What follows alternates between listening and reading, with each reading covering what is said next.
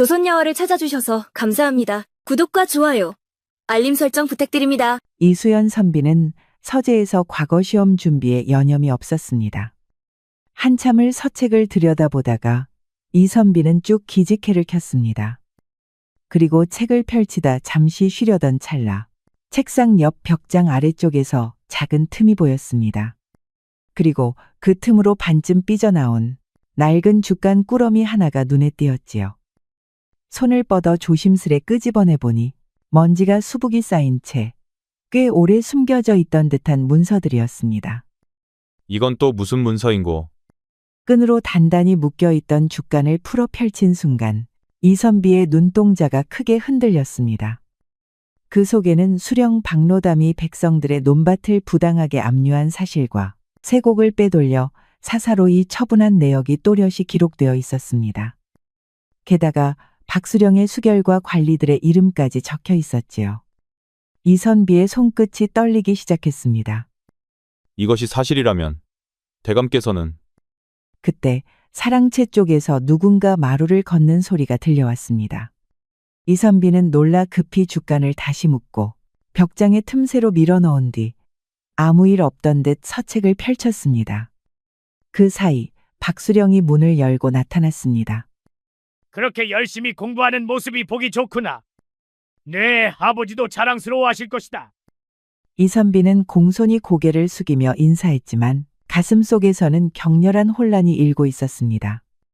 이선비는 자신의 초가로 돌아와 책상 앞에 앉았으나 마음은 여전히 박수령의 서재에서 발견한 문서에 사로잡혀 있었지요. 그토록 존경하던 대감께서 그런 일을 어찌해야 하나. 이선비는 머리를 세게 흔들며 생각을 떨쳐내려 했습니다. 박수령은 이선비의 부친이 돌아가신 후 줄곧 아낌없이 후원해주는 은인이었습니다. 그런 분이 지금까지 그런 악행을 벌이고 있었다니 도무지 믿겨지지 않았습니다. 아니, 내 눈이 잘못 본 것이리라. 혹은 다른 이유가 있을 것이다. 밤이 깊어갔지만 이선비의 마음은 더욱 혼란스러워졌습니다. 그는 잠을 이루지 못하고 방안을 서성였지요. 하지만 그 문서에는 분명 대감의 도장이 찍혀 있었다. 비리는 청류원 기방을 중심으로 돌아가던데. 다음 날 아침 이선비는 시장으로 향했습니다. 이선비는 평소와 달리 사람들의 대화에 귀를 기울였지요. 농부 하나가 다른 이에게 속삭이는 소리가 들렸습니다. 최동백 노인네 땅도 결국 빼앗겼다지. 이제 그 영감은 어디로 가신다더냐? 이수연의 얼굴이 창백해졌습니다. 문서에서 본 이름이었지요. 이제 더 이상 진실을 외면할 수 없다는 것을 깨달았습니다. 청류원. 그곳에 가면 더 많은 것을 알 수 있을지도 모르겠다. 이선비의 발걸음은 무겁게 청류원 기방을 향했습니다. 이선비는 청류원 기방 문 앞에서 망설였습니다. 그는 평생 이런 곳에 발을 들인 적이 없었지요. 깊은 숨을 들이마시고 마침내 문을 열었습니다. 기방 안은 화려한 비단과 향기로 가득했습니다. 여러 기생들이 손님들 사이를 오가며 술을 따르고 있었지요. 이선비는 어색하게 문간에 서서 어찌할 바를 몰라 했습니다. 어머, 손님은 왜 문간에 서 계시나? 여기 이리로 들어오시지요. 이선비는 쭈뼛거리며 안으로 들어섰습니다. 다른 기생들이 키득거리며 그를 바라보았지요. 술 한잔 하시겠어요? 아니면 노래라도 들으실래요? 아니, 나는 그런 사람이 아니오. 잠시 길을 잃었을 뿐이니 곧 나가보려 하오. 그러지 마시고 여기 한잔 하셔요. 쭉 들이켜요. 긴장 좀 푸시고요. 기생들이 웃음을 터뜨렸습니다. 이선비는 당황하여 건네받은 술잔을 단숨에 들이켰고 술에 익숙지 않은 그는 곧 비틀거리다 바닥에 주저앉고 말았지요. 아이고 서방님, 그리도 급히 들이키면 어떡하셔요? 아직 안주는 맛도 안 보셨는데. 기생들의 웃음소리 속에서 한 여인이 우아하게 걸어왔습니다. 기생연홍은 다른 기생들과는 달리 단아한 자태와 깊은 눈빛을 지니고 있었지요. 우리 선비나리께서 많이 긴장하셨나 보네요. 연홍은 이수연의 팔을 잡아 일으켜 주었습니다. 그녀의 손길은 부드럽지만 단호했지요. 나는 이수연이라 하오. 청원년 양반가에 양반이라고요? 방금 전엔 술 한 잔에 엎어진 취객으로 보였는데요. 연홍의 말에 이수연은 부끄러움에 고개를 숙였습니다. 그러나 연홍의 목소리에는 조롱이 아닌 따뜻한 재치가 묻어 있었지요. 뒤뜰로 나가서 바람이라도 쐬실까요? 뒤뜰에 도착한 두 사람은 잠시 침묵했습니다. 이선비는 용기를 내어 자신이 알고 싶은 것을 물었지요. 실은 박대감의 일에 대해 알고 싶어 이곳에 왔소. 연홍은 잠시 이수연을 살펴보더니 작은 목소리로 말했습니다. 위험한 질문이네요. 하지만 선배님의 눈빛이 진실해 보이니 도와드리지요. 다만 우리의 만남은 비밀로 해야 합니다. 이선비는 고개를 끄덕이며 희미한 미소를 지었습니다. 선비 이수연은 연홍이 알려준 비밀 통로를 통해 박수령의 창고에 도착했습니다. 그의 손에 든 작은 등불이 어둠 속에서 희미하게 흔들렸지요. 심장이 빠르게 뛰는 소리가 귓가에 울렸습니다.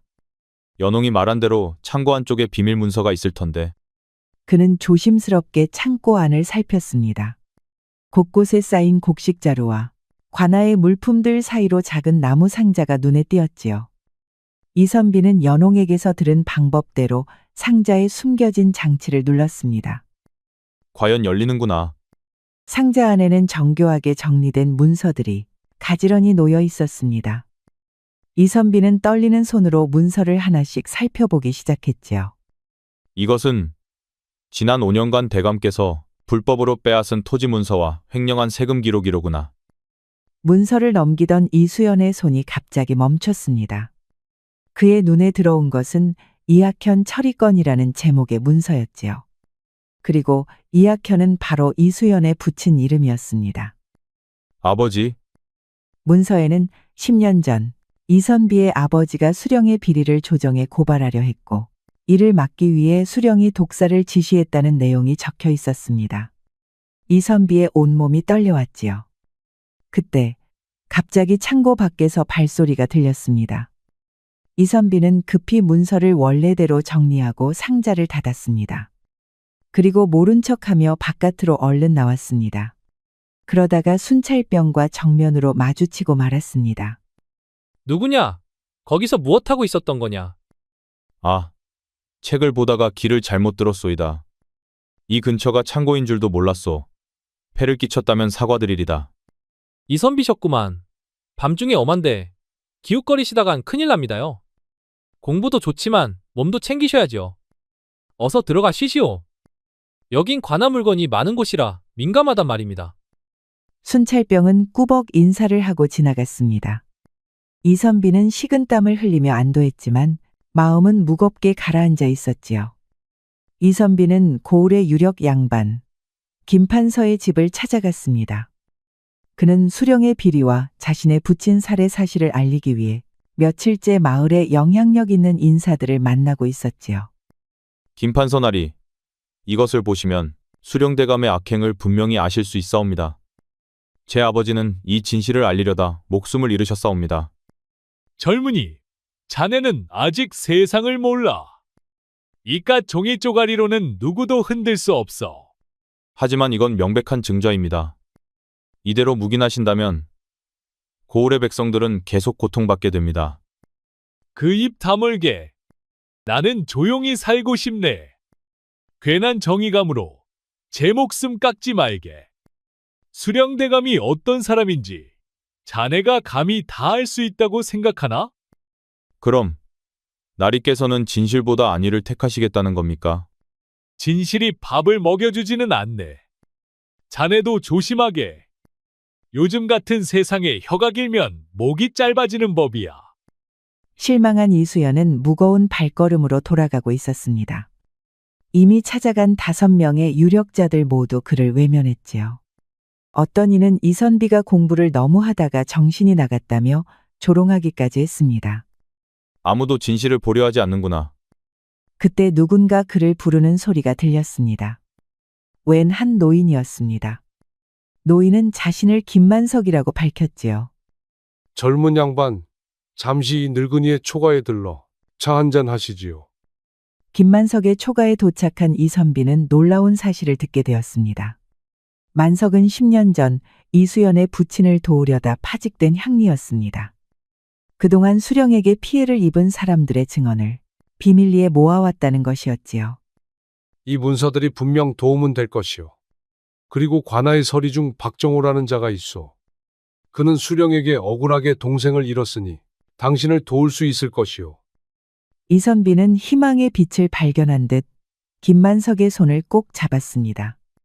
이섭비는 박정호와의 약속 장소인 폐가에 도착했습니다. 그곳에서 그는 관아의 박정호를 만나 수령의 비밀회의 일정을 전해받았지요.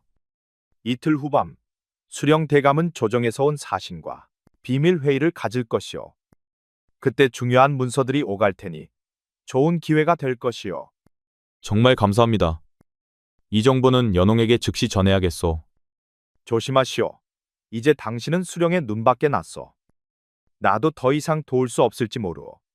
이수연은 약속대로 연홍을 만나 박정호에게서 얻은 정보를 공유하고 있었습니다. 그러나 그들이 모르는 사이 박정호는 이미 모든 계획을 수령에게 밀고한 상태였지요. 이 정보가 사실이라면 우리에게 큰 기회가 될 것이에요. 하지만 함정일 수도 있으니 조심해야 합니다. 김만석 어른이 믿을 만한 사람이라 했소. 갑자기 밖에서 발소리와 함께 군사들의 목소리가 들렸습니다. 폐가가 순식간에 관아 군사들에게 포위된 것이었지요. 맙소사, 그 박정호라는 자는 쥐새끼였군요. 연홍은 재빨리 상황을 파악하고 이수연에게 다가왔습니다. 그녀의 눈빛에는 기지가 빛났지요. 어서 당신의 옷깃을 해치고 내 입술 연지를 당신 목덜미에 묻히게 하세요. 취한 척하며 내 연인인 것처럼 행동하세요. 이선비는 당황했지만 연홍의 지시에 따랐습니다. 연홍은 그의 옷을 흐트러뜨리고 자신의 입술 연지를 이선비의 얼굴과 목덜미에 묻혔지요. 두 사람은 비틀거리며 폐가 문을 열고 나왔습니다. 거기 누구냐? 당장 멈추어라. 아이고 나리, 한양에서 온 이 도련님이 척기방 나들이라 너무 부끄러워하길래 조용한 데서 가르침을 주고 있었지요. 이제 막 즐거운 시간을 가지려던 참인데 이렇게 방해를 받으니 어찌 된 일이옵니까? 이선비는 어색하게나마 취한 양반 역할을 연기했습니다. 네. 내가 누군지 아는가? 내 아버지는 말이다. 그는 구역질하는 척하며 몸을 숙였습니다. 군사들은 서로 눈짓을 주고받으며 웃었지요. 하여간 덜 떨어진 놈 같으니 양반이라는 놈들이 계집질 치마 속에만 관심 있구나. 썩거지거라. 두 사람은 간신히 위기를 모면했지만 이제 박수령은 그들의 존재를 확실히 알게 되었습니다. 멀리 도망치며 연홍이 속삭였습니다. 지금 저희들을 도와줄 수 있는 사람을 찾아가야 합니다. 그런 사람이 있단 말이오? 모두 박수령의 눈치만 살피며 진실을 외면하고 있어. 대체 누가 우릴 도울 수 있다는 말이오? 윤학도라는 분이에요. 예전엔 암행어사로 조정의 부패를 바로잡던 분이셨죠. 지금은 산속에서 은거 중이지만 아직 마음속 칼날은 녹슬지 않았을 거예요. 이선비와 연홍이는 험한 산길을 따라 은거 중인 전직 암행어사 윤학도의 거처에 도착했습니다. 윤학도는 백발이 성성한 노인이었으나 그의 눈빛은 여전히 날카로웠습니다. 처음에 그는 이선비와 연홍의 이야기를 냉담하게 들었지요. 늙은이의 평화로운 은거를 방해하러 왔느냐? 세상 일에 더 이상 관여할 생각이 없다. 어르신, 수령 박노담의 악행을 알리기 위해 왔사옵니다. 제 아버지는 그에게 살해당했고 많은 백성들이 고통받고 있사옵니다. 윤학도는 이선비가 가져온 증거들을 꼼꼼히 살펴본 후 마침내 입을 열었습니다. 박노담은 단순한 지방관이 아니다. 그는 조정의 유력 세력과 연결된 인물이지. 이 싸움의 위험성을 알고는 있느냐? 알고 있습니다. 하지만 우리에겐 선택의 여지가 없어요. 윤학도는 고개를 끄덕이며 깊은 생각에 잠겼습니다. 그리고 의미심장한 조언을 건넸지요. 박노담이라는 자는 매우 오만하고 젊은 여인을 탐하는 파렴치한 인간이다.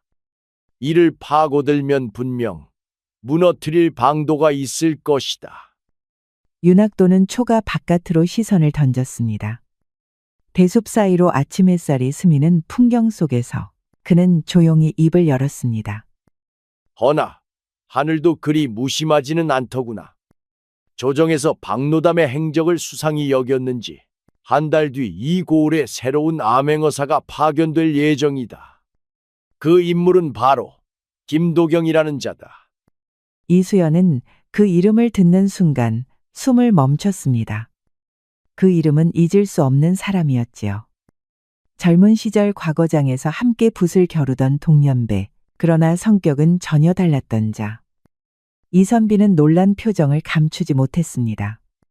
윤학도는 이수연과 연홍을 번갈아 바라보았습니다. 그 눈빛엔 염려와 기대가 뒤섞여 있었습니다. 세상이 언제나 정의를 반기진 않는다. 허나 누군가는 끝까지 말해야 하고 또 누군가는 그 말에 귀 기울여야 하지. 그는 차가 식어가는 것을 바라보다가 다시 고개를 들었습니다. 나는 이미 물러난 몸이라 손을 거둘 순 없겠지만 자네들처럼 나섰던 이들을 한 번도 잊은 적은 없네. 그러니 너무 조급해 말고 기회가 왔을 때 반드시 물어뜯을 각오를 하게. 목숨보다 아까운 게 진실이라면 지키는 법도 그에 걸맞아야 하니까. 이수연과 연홍은 희망과 두려움이 뒤섞인 마음으로 산을 내려왔습니다. 은신처에서 며칠을 버티던 이수연과 연홍이는 마침내 쌀과 장작이 바닥났습니다. 연홍은 걱정스레 말했지요. 제가 다녀오겠습니다. 기방에 있을 땐 이런 일은 익숙했으니까요. 아니요. 그대 얼굴은 이미 박수령 쪽에 알려졌소. 나는 아직 정식으로 지명수배된 것도 아니니 내가 가는 게 더 안전하오. 연홍은 끝내 말리지 못하고 이수연은 삿갓을 눌러 쓴 채 장터로 향했습니다. 장바구니를 손에 들고 막 골목 어귀를 돌아서는 순간 세 사람의 군사가 앞을 막아섰습니다. 앞장선 군사는 의외로 고개를 숙이며 예를 갖추었습니다. 이선비 나리 되시죠? 수령나리께서 나리를 모셔오라 하셨습니다. 조용히 따라주시면 나리의 뜻을 거스르지 않아도 될 것이옵니다. 이선비는 주변을 흘끗 둘러보았습니다. 장터 사람들의 시선이 하나둘 그를 향하고 있었지요. 나리께서 말이 많아진다 하시며 걱정이 많으십니다. 이왕이면 고운 말 들을 때 움직이시는 것이 좋을 터. 선비의 채통, 저희도 지켜드리고 싶습니다. 그러니 부디 얌전히 가주십시오. 이선비는 이를 악물고 조용히 고개를 끄덕였습니다. 그는 그 어떤 저항도 지금은 무의미하다는 걸 알고 있었지요. 이선비는 얌전히 군사들에게 잡혀 박수령에게 끌려가야 했습니다. 이선비의 심장은 빠르게 뛰었지만 표정은 담담하게 유지하려 애썼습니다. 박수령은 웃는 얼굴로 그를 맞이했습니다. 그래. 과거 준비하던 자가 기방을 드나들고 장터에서 수상한 짓이나 하고 있으니 나로선 걱정이 되지 않을 수 없더구나. 아무리 공부가 뜻대로 되지 않아도 선비된 자가 어찌 채통을 저버릴 수 있겠느냐? 이선비는 공손히 고개를 숙였습니다. 하지만 그의 손끝은 미세하게 떨리고 있었지요. 대감의 염려에 감사드립니다. 다만 기방엔 우연히 들른 것일 뿐 결코 부끄러운 뜻으로 드나든 것은 아니옵니다. 그래. 일단 차나 한잔 하자꾸나. 차를 마시며 자네 속마음도 좀 들어보면 좋겠구나. 차를 마시는 동안 박수령은 이선비의 눈을 뚫어지게 바라보았습니다. 그의 미소 뒤에는 날카로운 경계심이 숨어 있었지요. 이선비, 요즘 네가 마을 곳곳을 돌아다니며 나에 대한 이야기를 하고 다닌다는 소문이 있더구나. 그것이 사실이냐? 이수연의 등줄기로 식은땀이 흘렀습니다. 그러나 그는 침착함을 유지했지요. 그저 학문적 토론을 나눈 것뿐이옵니다. 대감, 그렇다면 다행이구나. 나는 네 재능을 아끼는 사람이다. 과거에 급제하면 내 밑에서 일하는 것이 어떠냐? 큰 벼슬길이 열릴 것이다. 이수연이 대답하기 전에 박노담이 말을 이었습니다. 물론 내 제안을 거절한다면 청유원의 그 기생 연홍이라고 하던가? 그녀를 다른 고을 관리에게 보내야 할지도 모르겠구나. 이선비의 눈빛이 순간 날카로워졌지만 그는 억지로 미소를 지었습니다. 네, 아비도 처음에는 거절했지만 결국 독약 한 잔으로 모든 것이 해결되었지. 자네도 그런 비참한 꼴을 당하고 싶지 않으면 잘 생각하는 것이 좋을 게다. 자네와 같은 양반은 사라져도 그 누구 하나 신경 쓰는 이 없을 테니 말이다. 이선비의 손이 찻잔을 꽉 쥐었습니다. 그는 분노를 억누르며 자리에서 일어났지요. 대감의 제안을 깊이 생각해 보겠사옵니다.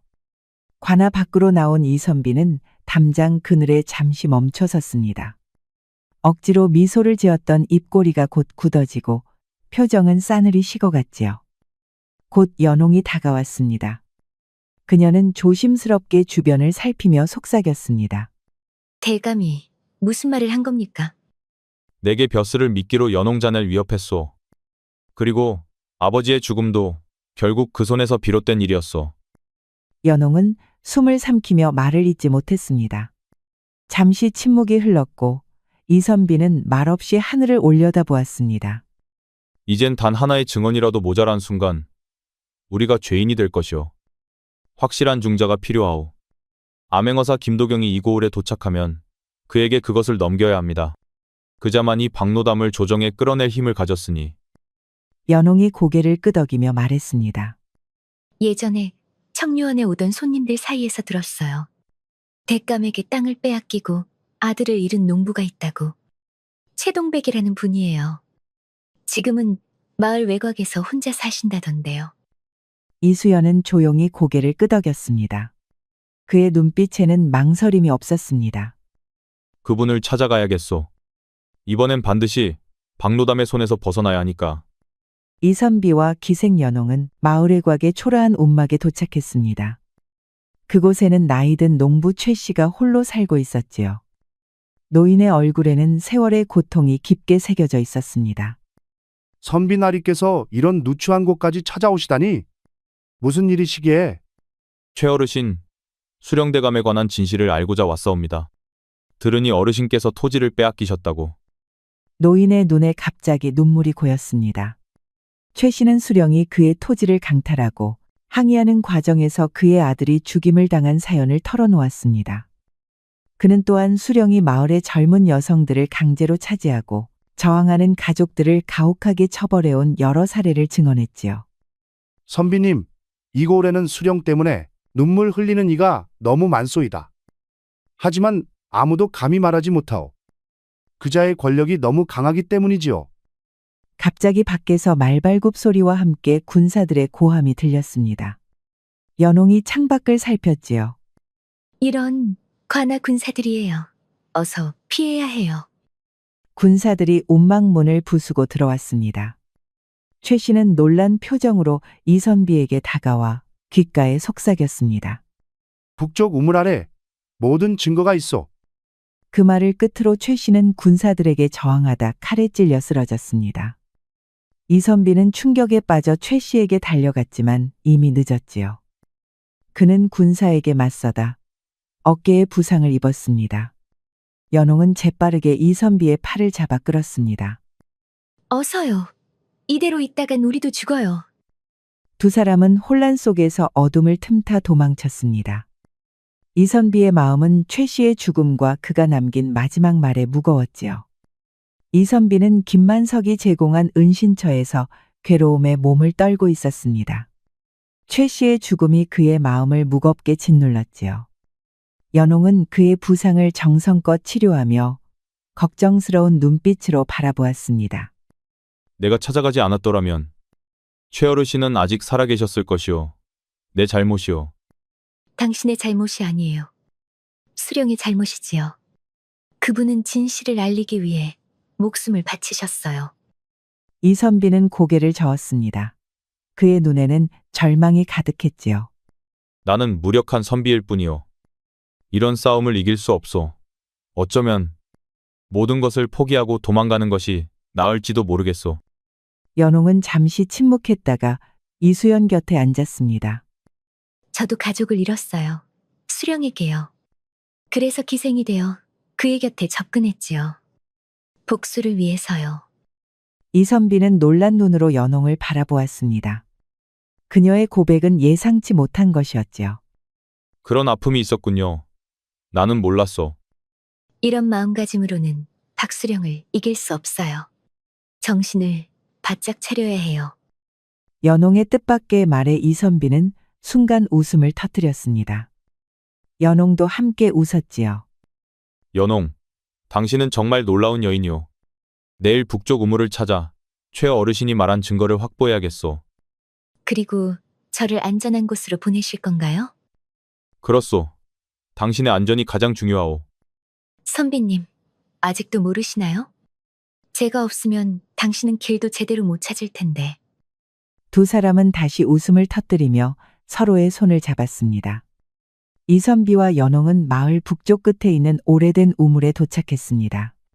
두 사람은 주변을 살피며 조심스럽게 다가갔지요. 최 어르신이 말씀하신 우물이 분명 이곳일 터이오. 하지만 어디에 증거가 있다는 것인지. 우물 안을 살펴봐야 할 것 같아요. 제가 내려가 볼게요. 이선비는 고개를 저으며 연홍의 팔을 잡았습니다. 위험할 수 있소. 내가 내려가겠소. 이선비는 우물 안으로 조심스럽게 내려갔습니다. 물은 말라 있었고 바닥에는 이끼와 돌이 가득했지요. 그는 벽면을 살피다 느슨한 돌 하나를 발견했습니다. 돌 뒤에는 작은 상자가 숨겨져 있었습니다. 상자 안에는 수령이 조정 고위 관리들에게 보낸 뇌물 목록과 토지 강탈 문서가 정교하게 보관되어 있었지요. 이선비는 상자를 들고 우물 밖으로 나왔습니다. 연홍의 얼굴에 기쁨이 번졌지요. 찾았군요. 이제 우리에게 중저가 생겼어요. 두 사람은 서둘러 은신처로 돌아가기 시작했습니다. 그러나 얼마 가지 못해 연홍이 갑자기 걸음을 멈췄지요. 누군가 우리를 따라오고 있어요. 수령의 밀정인 것 같아요. 달립시다. 따돌려야 하오. 안 돼요. 함께 있으면 둘 다 잡힐 거예요. 증거를 안전하게 지키는 게 우선이에요. 제가 미행자를 따돌릴게요. 당신은 증거를 가지고 먼저 가세요. 이선비는 망설였지만 연홍의 단호한 눈빛에 결국 고개를 끄덕였습니다. 두 사람은 서로 다른 방향으로 흩어졌지요. 이선비는 증거를 안전한 곳에 숨긴 후 연홍을 찾아 나섰지만 그녀의 흔적을 찾을 수 없었습니다. 불안한 마음으로 그는 김만석의 집을 찾아갔지요. 내 정보망에 따르면 연홍이 수령의 부하들에게 붙잡혀 관하로 끌려갔다고 하오. 이수연의 얼굴이 창백해졌습니다. 그는 즉시 연홍을 구하러 가려 했지만 김만석이 그의 팔을 잡았지요. 이는 분명 함정이오. 수령은 당신이 그렇게 행동하길 기대하고 있을 것이오. 이선비는 김만석의 경고에도 불구하고 연홍을 구하기 위해 관하로 향했습니다. 연홍, 반드시 구해내리라. 그러나 안채에 도착한 순간 갑자기 사방에서 군사들이 나타났습니다. 박수령은 미소를 지으며 이수연을 내려다보았습니다. 옆에는 연홍이 군사들에게 붙잡혀 있었지요. 그녀의 얼굴에는 상처가 있었지만 눈빛만은 여전히 강인했습니다. 네가 올 줄 알았다. 여자 하나 때문에 모든 것을 버리다니 내 아비처럼 어리석구나. 이선비는 분노에 찬 눈으로 수령을 노려보았습니다. 입에서 피가 흘렀지요. 당신은 반드시 죗값을 치를 것이오. 그럴 리 없지. 자, 그러면 내 놈이 가진 중자가 어디 있는지 어서 순수히 불거라. 그럴 수 없소. 그럴 것 같았다. 수령은 연홍의 턱을 거칠게 잡았습니다. 이 계집은 내 처소로 데려가라. 반역자는 지하 감옥에 가두어라. 버팅겨봐야 어쩌겠느냐. 죽으면 아무 말이 없을진데. 이선비와 연홍은 군사들에게 끌려갔습니다. 이선비는 지하 감옥에 갇혀 고문을 당했습니다. 고통스러웠지만 그보다 연홍의 안위가 더 걱정되었지요. 증거가 어디 있는지 말하면 기생을 살려주실 거다. 수령님 명령이다. 이선비는 고개를 떨구었습니다. 모든 희망이 사라진 듯 했지요. 그때 감옥 구석에서 희미한 빛이 그의 눈에 들어왔습니다. 그 빛은 작은 창문으로부터 오는 것이었고 창문 너머로 노인의 목소리가 들렸습니다. 내일 새벽 준비하고 있거라. 내 아비의 친구가 도울 것이다. 이수연은 그 목소리가 어디선가 들어본 듯한 익숙함을 느꼈습니다. 절망 속에서 희미한 희망의 불씨가 타오르기 시작했지요. 이선비는 고통스러운 밤을 보내고 희미한 의식 속에서 누군가 자신의 이름을 부르는 소리에 눈을 떴습니다. 감옥벽 구석에 있는 느슨한 돌이 움직이더니 한 노인이 나타났지요. 이선비, 정신이 들었느냐? 시간이 없다. 나를 따라오거라. 이수연은 놀라움을 감추지 못했습니다. 노인의 얼굴은 수척했지만 눈빛만은 총명했지요. 당신은 누구시옵니까? 나는 정한수라 하네. 10년 전에 아버지와 함께 일했던 사람이지. 수령에게 억울하게 감옥에 갇혔지만 이 감옥 지하의 비밀 통로를 파놓았다네. 정노인은 이수연을 비밀 통로로 인도했습니다. 통로는 좁고 축축했지만 자유로 향하는 길이었지요. 이선비는 연홍에 대한 걱정으로 망설였습니다. 하지만 연홍이 그녀를 두고 갈 수 없소이다. 지금은 자네가 살아남는 것이 중요하네. 때로는 가장 어두운 곳에서 가장 밝은 빛이 나오는 법이지. 허나 지금은 누구도 수령대감을 막을 자가 없습니다. 아닐세. 김도경이 지금 이쪽으로 오고 있다네. 참말이옵니까? 자네가 찾은 증거는 어디에 있나? 김만석 어른에게 맡겼소이다. 좋아. 이 통로를 따라가면 밖으로 나갈 수 있네. 김도경을 찾아 연홍을 구하고 수령을 처벌받게 하게. 정노인은 마지막으로 이수연의 어깨를 잡았습니다. 이선비는 고개를 끄덕이며 통로로 향했습니다. 이선비는 비밀리에 김도경의 숙소를 찾아갔습니다. 그의 옷은 누더기처럼 찢어져 있었고 얼굴에는 고문의 흔적이 남아 있었지요. 김도경은 이선비를 보자 놀란 표정을 지었습니다. 이수연? 이것이 웬 모양새냐? 죄수 옷에 흑투성이라니. 도대체 무슨 일인가? 김도경, 오랜만이오. 더러운 몰골을 하고 나타난 것을 용서해 주시오. 수령 박노담, 그자가 제 아비를 죽였습니다. 백성의 땅을 빼앗고 세곡을 빼돌리고 반대한 자들을 죽였지요. 저도 그자에게 붙잡혀 고문을 당했고 내가 사모하는 여인을 감금하였소. 그러나 증자는 모두 모아두었습니다. 박수령의 수결이 찍힌 문서, 착취당한 백성들의 진술, 그것이 지금 김만석 어른의 손에 있습니다. 제 목숨은 아깝지 않소. 다만 이 진실만큼은 조정까지 반드시 닿아야 하오. 김도경의 얼굴이 굳어졌습니다. 그는 문을 굳게 닫고 이수연을 안으로 들였지요. 어떻게 그것을 알았느냐? 그리고 그 꼴로 어떻게 수령의 감옥에서 빠져나왔느냐? 긴 이야기요. 하지만 지금 중요한 것은 연홍을 구하는 일이오. 그녀는 수령의 처소에 갇혀 있소. 제발 도와주시오. 김도경은 잠시 이선비를 관찰하더니 갑자기 웃음을 터뜨렸습니다. 사실 네 소식은 이미 다 알고 있었다. 네가 이렇게 초라한 모습으로 내 앞에 나타날 때까지 기다리고 있었지. 그게 무슨 소리요? 김도경은 벽장에서 비단 옷 한 벌을 꺼내 이수연에게 던졌습니다. 우선 그 누더기를 벗어라. 암행어사의 조수로 나서려면 적어도 이 정도는 되어야지. 이선비는 옷을 갈아입고 김만석에게 맡겨둔 증거를 가져오게 했습니다. 김도경은 문서들을 꼼꼼히 살펴본 후 고개를 끄덕였지요. 이것으로 충분하다. 내일 아침 내가 공식적으로 암행어사로 출두하여 수령을 체포할 것이다. 하지만 연홍은 지금 위험에 처해 있소. 내일까지 기다릴 수 없소. 그래서 오늘 밤 우리가 먼저 그녀를 구출할 것이다. 내 부하들이 이미 관아 주변을 감시하고 있다. 고맙소. 김도령. 고맙다는 말은 모든 일이 끝난 후에 해라. 이선비가 걱정스러운 표정을 짓자 김도경이 웃으며 그의 어깨를 두드렸습니다. 나는 3년 전 여동생을 잃은 후 수령의 악행을 파헤치기 위해 암행어사가 되었다. 네가 먼저 그의 정체를 밝혀내서 내 체면을 구겨놓았으니 이번에도 네가 이긴 셈이다. 두 사람은 연홍을 구출하고 수령을 처벌하기 위한 계획을 세웠습니다. 과거의 경쟁심은 이제 공동의 목표를 향한 협력으로 변해갔지요. 자, 이제 출발하자. 밤이 깊기 전에 행동해야 한다. 이선비와 도경은 관아의 후원으로 몰래 침입했습니다.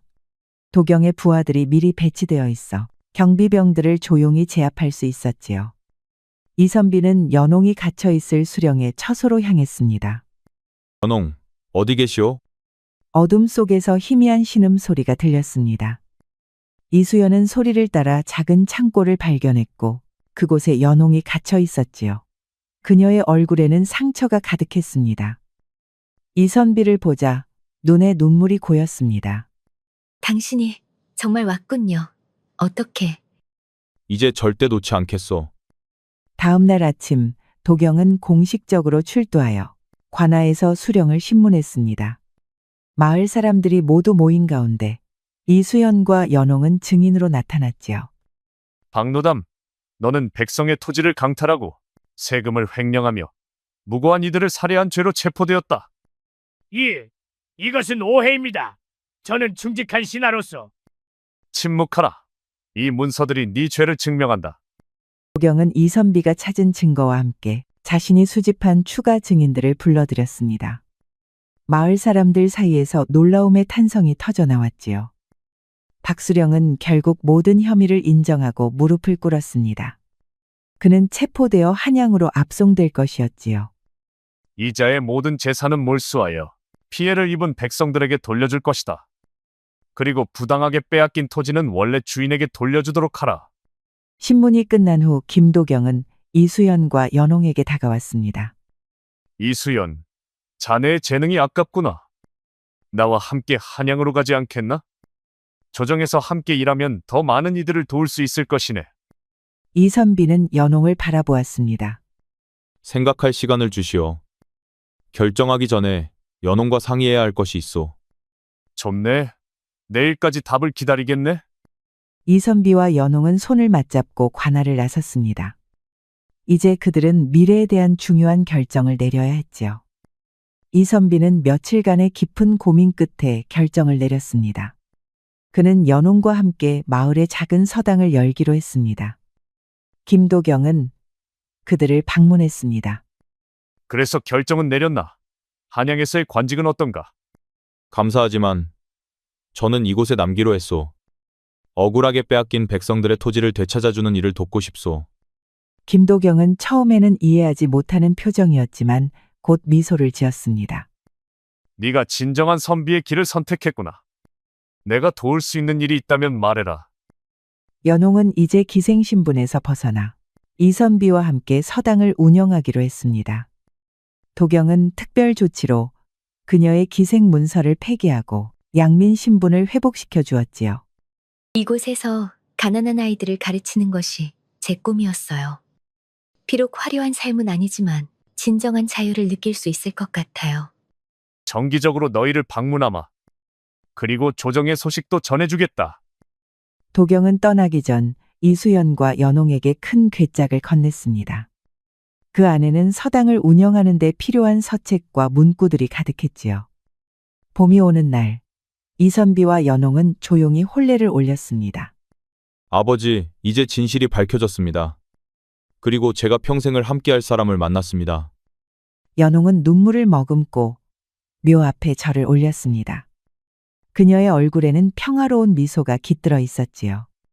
당신, 한 가지 말씀드릴 것이 있어요. 무엇이요? 우리 곧 셋이 될 것 같아요. 이선비의 눈에 기쁨의 눈물이 고였습니다. 그때 멀리서 도경이 보낸 편지가 도착했고 그 안에는 조정에서 점차 개혁의 바람이 불고 있다는 희망적인 소식이 담겨 있었습니다. 편지를 읽은 이수연은 조용히 하늘을 바라보았습니다. 붉게 물든 하늘 아래 봄바람이 부드럽게 불어왔지요. 세상은 아직 더디지만 분명 변하고 있소. 그러니 우리도 이곳에서 한 걸음씩 걸어가 봅시다. 연홍은 고개를 끄덕이며 그의 손을 꼭 잡았습니다. 그들 곁에는 이제 작은 생명이 함께할 미래가 기다리고 있었지요. 아이들 웃음소리가 울려 퍼졌습니다. 그리고 그 웃음 너머로 조용히 피어나는 진실의 씨앗들이 세상을 조금씩 바꾸고 있었습니다. 우리 이야기가 여러분들에게 조금이나마 재미를 선사할 수 있기를 바랍니다.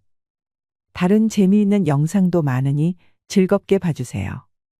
그럼 여러분 모두 행복하고 즐거운 시간 되세요.